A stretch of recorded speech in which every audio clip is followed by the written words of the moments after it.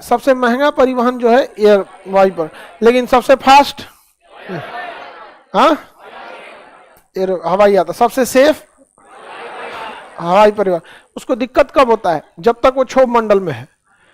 गया समताप मंडल में उसका सारा टेंशन खत्म, ना उसको कोई टेंशन नहीं होने वाला। क्षोभ मंडल में बहुत धीरे उड़ता है, 300 की स्पीड में, 300 350 इसी पे उड़ेगा। क्षोभ मंडल में जो उड़ने वाला होगा तो 180 की स्पीड में, 180 से 200 के बीच में टेक ऑफ कर जाता है, और उसका 300 350 में लेके धीरे धीरे धीरे धीरे क्षोभ मंडल पार करता है, क्योंकि उसमें इतना बादल हवा है कि उसमें 900 करेगा तब उलट पुलट जाएगा, और उसके बाद चला जाता है कहाँ पे?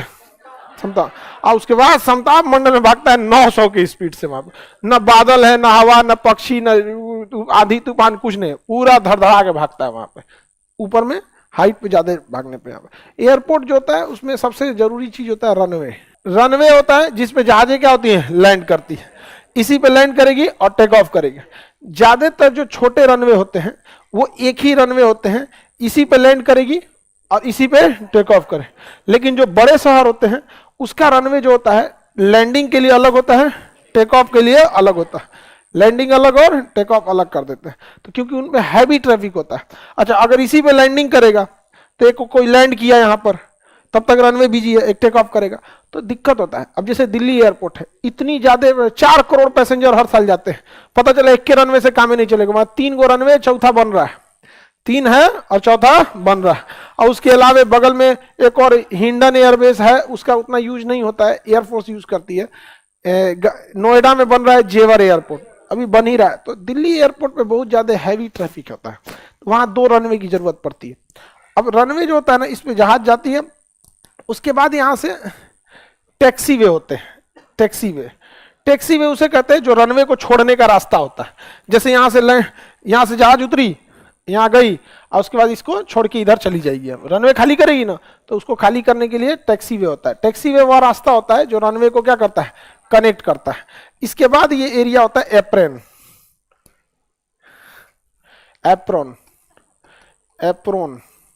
एप्रोन एरिया होता है जहां जहाजें खड़ी रहती हैं। यहीं पे जहाजें क्या होती हैं? खड़ी रहती हैं। यहाँ पे आके खड़ी रहेगी। आप जहाज में जब बैठिएगा ना, तो आप कहाँ बैठते हैं? एप्रोन पर। जहाजें खड़ी रहती हैं, सवारी कहाँ बढ़ती है? एप्रोन। और उतारती है कहाँ पे? एप्रोन पर। उसके बाद कहाँ चली जाती है? ये अप्रोच, ये छोटा सा टैक्सी वे तो इसमें कई रनवे पे तो होता ही नहीं टैक्सी वे, ये तो बस ऐसे हल्का सा यहाँ दे दिया गया। टैक्सी वे किसी किसी में अलग से दिया जाता है, तो अलग अलग से ऐसे जोड़ने के लिए होता है यहाँ पे भी। तो ये हो गया आपका एप्रोन। जहाज कहाँ खड़ी हो गई? ये हो गया रनवे। एप्रोन से जाएगी टैक्सी वे से रनवे। इधर से उड़ना रहेगा तो इधर से उड़ेगी, और नहीं तो कभी हवा जिधर डायरेक्शन में रहता है, जैसे अगर लैंडिंग करना है तो अपोजिट हवा को देखा जाता है। इधर से हवा आ रही है तो लैंडिंग इधर से करा दिया जाएगा, जल्दी रुक जाएगा। और उड़ाना है हवा इधर से तो कहेगा चल चल चल, तो इधर से उड़ जाएगा। तो डिपेंड करता है, हवाओं का काफी ध्यान रखा जाता है। नॉर्मल हवा रहेगी तो कोई दिक्कत नहीं, लेकिन अगर बहुत तरह का आंधी तूफान है तो इसका जरूर ध्यान रखा जाता है।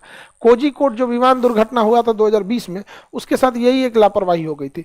पायलट को रनवे दिखाई नहीं दिया, तो पायलट ने क्या किया ना, रनवे पे ऐसे आया, रनवे पे दिखाई नहीं दिया तो गो अराउंड कर गया। गो अराउंड मतलब घूम के आना। अब गो अराउंड किया जब ऐसे घूम के, रनवे पे ऐसे घूम के, तो उसने क्या दिया? Tier drop go around. ये बेवकूफी कर दिया एटीसी वालों ने। टीयर ड्रॉप गो अराउंड में क्या होता है?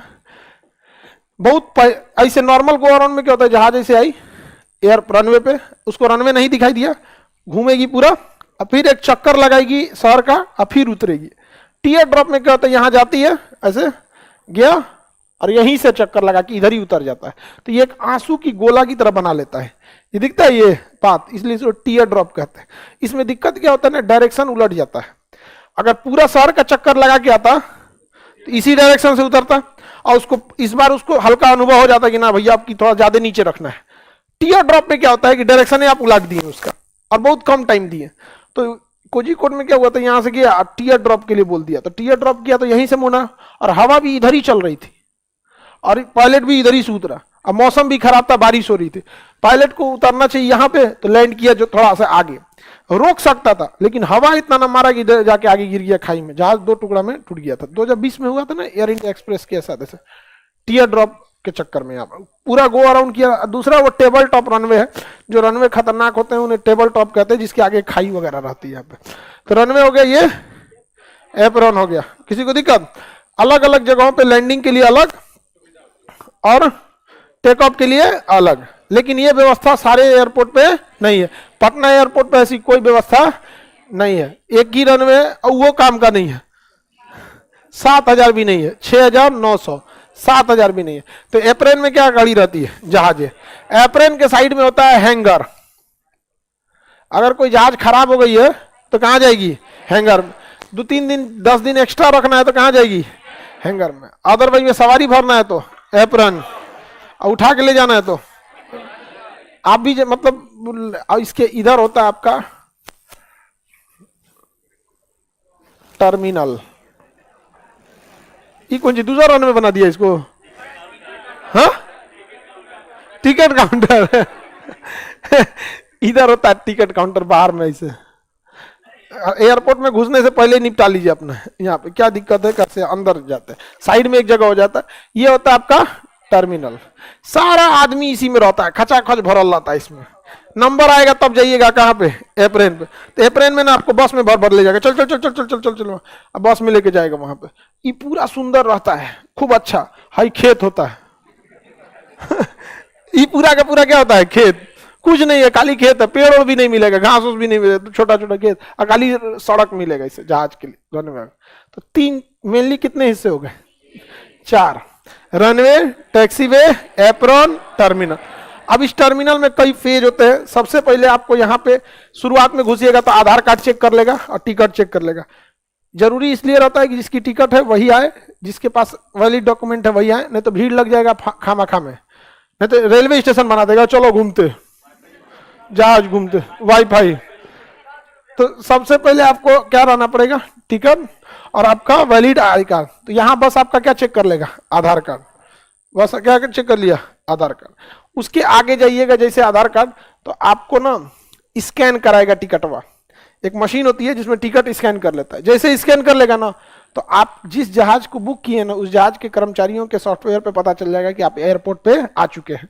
तो फ्लाइट अगर छूटने वाली रहेगी ना, तो फाइनल कॉल चिल्लाएगा सब, बकलवा किधर छूट गया, फाइनल कॉल तुरंत चिल्लाएगा सब आप, क्योंकि उसको पता है कि ये आदमी आ चुका है, एयरपोर्ट पे आ चुका। अच्छा, आप सिक्योरिटी वाले को अगर आधार कार्ड दिखा दिए और अपना आईडी कार्ड दिखा दिए, तो इससे पूरे एयरपोर्ट को कैसे पता चलेगा कि आप आए हैं कि नहीं आए हैं?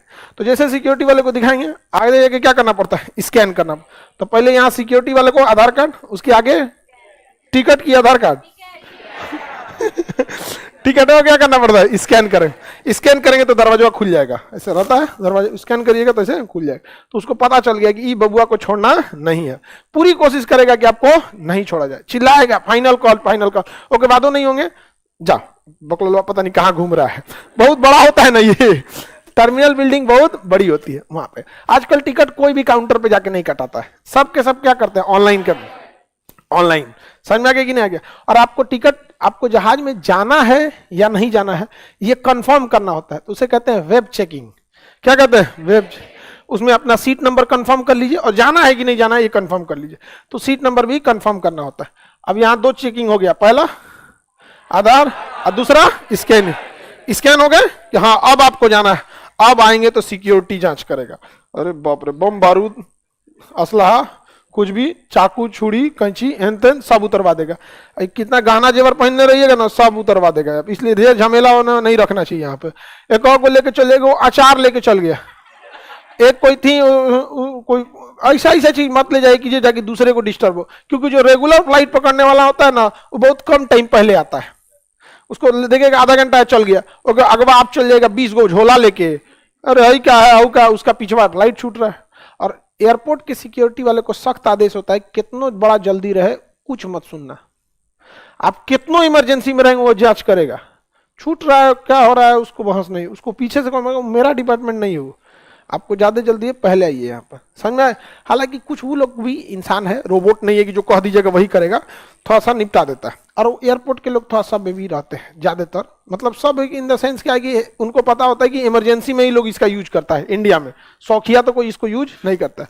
तो कभी कभी कह दीजिएगा भाई हमारा आ गया है, तुम्हारा 1 घंटा बाद है, हमारा जाने दो, तो चल जाने देता है। और कोई में कानून बतियाने लगेगा, पहले आना चाहिए। हालांकि आना तो आपको पहले ही चाहिए। तो पहला क्या हो गया? टर्मिनल, ये तो पूरी बिल्डिंग क्या होगी? टर्मिनल। पहले आपका आईडी, उसके बाद स्कैन, स्कैनिंग के बाद सिक्योरिटी। क्या जी? सिक्योरिटी। सिक्योरिटी चेक हो गया, बेल्ट वोल्ट सब उतार देगा, सब चेक कर लिए, सिक्योरिटी चेक कर लिए। अब आप बोर्ड पे पढ़िए वहां पर कि किस नंबर गेट पर है। टर्मिनल में कहीं से नहीं ना उतर जाएंगे, इस पे गेट होता है, गेट नंबर 1 2 3 ऐसे करके क्या होता है? गेट होता है। वहां पे ट्रे देता है, उतार के उसी में रख दो, स्कैनिंग करके लेके चल जाएगा। समझ में आ गया कि नहीं? और फिर वापस और सामने रहेगा, इसे तुम्हारा स्कैन होगा, इधर तुम स्कैन हो गए, तुम निकलो, उधर सामान निकला, लेके चल जाओ। एयरपोर्ट से सामान चोरी नहीं होता है, नहीं ले जाने लायक रहेगा, सिक्योरिटी वाला खुद रख लेता है, सिक्योरिटी वाला खुद रख लेता है। उसके बाद अब आप जैसे सिक्योरिटी चेक कर लिए, काम खत्म। अब अपना बोर्ड पे पढ़ लीजिए, आपको जाना कहां से, फ्लाइट कौन सी है और कितने नंबर गेट पे है। दिल्ली एयरपोर्ट के टर्मिनल 3 पर 65 को गेट है, 65 गेट है। पता चलता है कुछ गेट आप एक तल्ला पे है, कुछ दो तल्ला पे होता है कि आप देखेंगे जाते जाते यहाँ पे 41 42 43 44 45 नीचे है, जा सीढ़ी पकड़ रहे 45 नीचे है, दे देगा 45 नीचे, ला भाग रे भाई।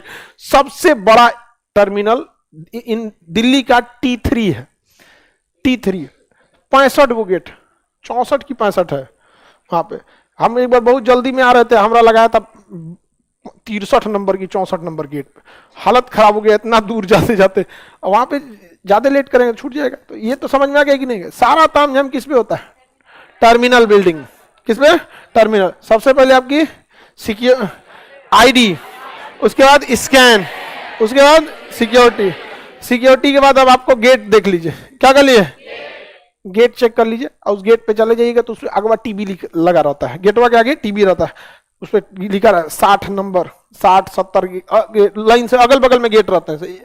इतना दूर में 2 गो गेट हो जाएगा, एगो इधर एगो इधर, उस पर टीबी लिखा है फ्लाइट ये यहां से यहां तक यही है। तो आप पढ़ लीजिए कंफर्म कि वही गेट वहां पे रुके हैं कि नहीं, ना तो वहीं पे 2 गो गेट रहता है, 60A और 60B। तो आपका कौन नंबर है, ए है कि बी है? पता चला ए वाला मुंबई जाएगा, बी वाला बैंगलोर जाएगा, घुस गए में, तो वहां पे फिर आपका चेक किया जाता है। ठीक है, तो वो गेट हो जाता है। किसी भी उड़ने वाले चीज में बैठने को बैठना नहीं बोला जाता है, बोर्ड बोला जाता है। क्या कहता है? बोर्ड। जैसे रॉकेट में बैठेंगे ऑन बोर्ड, जहाज में बैठेंगे ऑन बोर्ड, ट्रेन में बैठेंगे सीट, और उड़ने वाले में बैठेंगे तो बोर्ड। समझ में आ गया कि नहीं आएगा?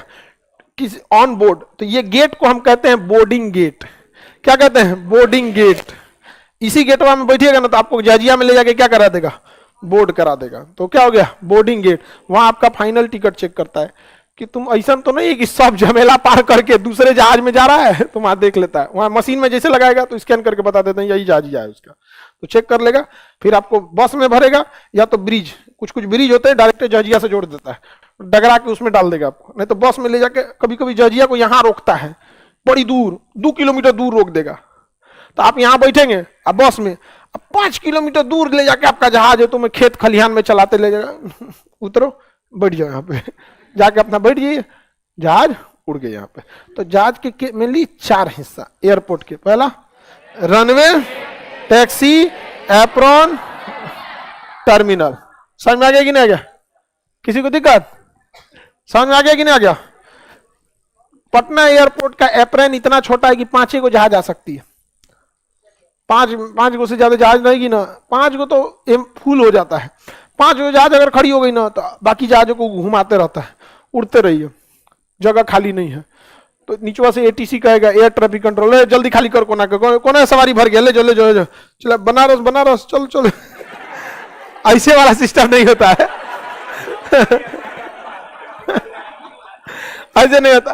फिर उसको ले आएगा, कहा जल्दी ढकेल देगा। जहाज में ना पीछे करने का सिस्टम नहीं होता है, इसलिए उसमें एक बस आती है पुश बैक, उसको जजिया को पीछे ढकेलती है, तो फिर पीछे ढकेलेगा इसको, आइए ऐसे जहाज लेके आएगा और उड़ के भाग जाएगा। तब एटीसी कहेगा आओ आओ आओ खाली होगी लो आओ, तो उसको उतार के खाली कर देगा। टोटल कितने हिस्से? 4। Runway, taxi, apron, terminal. Apron के बाद ये टर्मिनल। किसी को दिक्कत?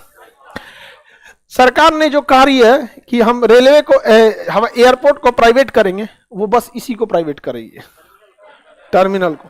वो अभी भी गवर्नमेंट के अंडर में रहता है।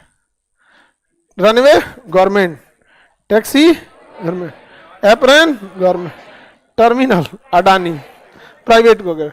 इसी में तो सारा झमेला होता है, सारा आदमी इसी में रहता है सब। इसमें कौन सी झमेला, बस में बैठा के जहाज पे रख दिया उड़ गया यहाँ पे, इसमें कोई झमेला नहीं होता है। सारा चीज झमेला किसमें होता है, इसमें टर्मिनल बिल्डिंग में, ये एरिया के आसपास में मेनली इसी को कंट्रोल करना होता है। प्राइवेटाइजेशन इसी को किया जाता है, उसको क्या लिए प्राइवेट करेगा। देखभाल मेंटेनेंस की जिम्मेदारी भले प्राइवेट को दे सकता है, लेकिन कंट्रोलिंग उसका किसके पास रहेगा, गवर्नमेंट का। इंडिया का सबसे बड़ा एयरपोर्ट इंदिरा गांधी इंटरनेशनल, कितने रनवे है, 3। चौथा बन रहा, चौथा क्या हो रहा है, बन रहा। जितना रनवे उतना एप्रॉन, जितने रनवे रहेंगे उतने एप्रॉन और उतना टर्मिनल। दिल्ली में 3 रनवे फिलहाल है, तो कितने टर्मिनल होंगे, T1 T2 T3, समझ में यही नहीं गया। बाकी शहर में किसी में 1 रनवे है, किसी में 2 है, तो ऐसे तो T1 T2 रहता है, समझ में आ गया कि नहीं आएगा। किसी चीज का पैसा पैसा नहीं लगता, एक बार टिकट लग गया बस, खाइले का पैसा लगेगा और कोनो चीज का नहीं। किसी किसी टिकट में खाने का भी पैसा इंक्लूड रहता है, तो उसमें भी नहीं लगेगा आपको, सब आपको पैसे लेके रहना पड़ता है। आप जब टिकट लीजिएगा ना, तो उस पर लिखा रहता है एयरपोर्ट चार्ज, जो आपका सिक्योरिटी चार्ज किया ना, चेक किया, उसका भी आपको पैसा लगा है। गवर्नमेंट कहती है कि कितना पैसा, 160 रुपया गवर्नमेंट ले लेती है हर पैसेंजर के हिसाब से, समझ आया कि नहीं। बोली लगाया जाता है, जैसे कहा गया कि दिल्ली एयरपोर्ट कौन लेगा, बोली लगाओ, तो बोली लगाया गया। कोई कह रहा है कि एक पैसेंजर पे हम 80 रुपया देंगे, कोई कह रहा है 55 रुपया, तो एक आके कह रहा है 105, अडानी बोला 160, सब शांत। 4 करोड़ लोग जाते हैं,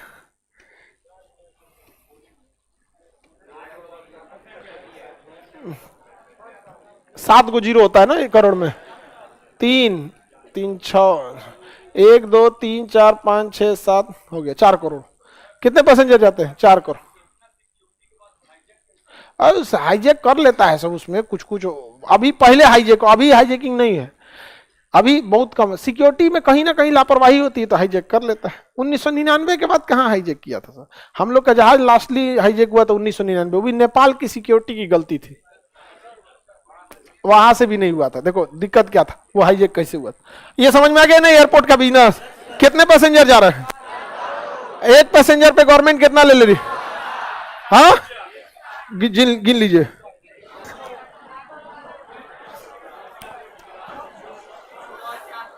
16 चौक को 7 को जीरो पहले से 8 को,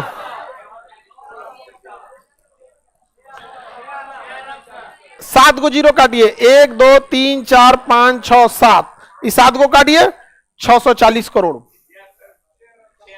समझ में आ गया कि नहीं, उठा ले गई। ठीक, पैसा वसूला कौन, अडानी। मेंटेनेंस कौन किया, अडानी। सफाई अडानी, बिजली बिल अडानी, पार्किंग अडानी, सब चीज गवर्नमेंट को 640 करोड़। समझ में आ गया। मुंबई एयरपोर्ट है अभी अडानी, लगभग अभी एयरपोर्ट के फील्ड में सबसे आगे कौन, अडानी एयरपोर्ट। ठीक है, उसमें रेस्टोरेंट खोल देगा अडानी, पार्किंग में जहाज लेके घुसिएगा गाड़ी 200 रुपया। समझ में, उसको सरकार को इस सब से कोई मतलब नहीं। सरकार को मतलब है जितने लोगों का टिकट कटा, हर टिकट पे 160 रुपया उसको चाहिए। कोई किसी किसी पे 160 है, कहीं 150 है, कहीं 140 है। पटना एयरपोर्ट है, इस पे कम है। यहाँ पे सुविधा भी तो कम है। यहाँ आगे बढ़, नहीं पटना एयरपोर्ट छोटा भी तो है। यहाँ पे सबसे टेंशन, हाँ नहीं, बोली लगती है तो उसमें फिक्स होता है 20 साल के लिए है कि 30 साल के लिए कि 50 साल के लिए। समझ में आ गया। पहले एग्रीमेंट रहता है कि कितने साल के लिए बोली लग रही है, कम से कम 25 साल के लिए लगाता है, क्योंकि एयरपोर्ट बहुत खर्चीला चीज है। जो हमारा विमान हाईजेक हुआ था, इसमें फायदा तो गवर्नमेंट का है। हाँ भी गवर्नमेंट को फायदा है, हम कहाँ कह रहे हैं कि गवर्नमेंट को फायदा नहीं है।